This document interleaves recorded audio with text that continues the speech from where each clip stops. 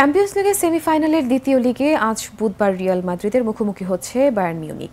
সে হিসেবে ইউরোপীয় ক্লাব ফুটবলে আরও একটি ক্লাসিকো হতে যাচ্ছে রাত ১টায়। এর আগে প্রথম দিকে ২-২ গোলে ড্র করেছিল দুই দল, আর খেলা হয়েছে বায়ার্নের মাঠে।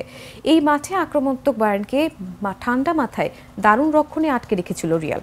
যদিও ম্যাচের পর দুই দলেই কোচ বলছেন যে তারা আসলে নিজেদের সেরাটা দিতে খেলতে পারেনি এবং দুইজনই মনে করছেন তারা জয় পাওয়া উচিত ছিল।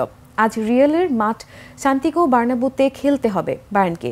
সেই মাঠে ২০১৮ সালের পর থেকে কোনো ম্যাচ হারেনি রিয়াল, যে কারণে বাঁচা মরার এই লড়াইকে সামনে দারুণ উৎকণ্ঠা ও উদ্দীপনার মিশ্রিত অনুভূতি বায়ার্নের।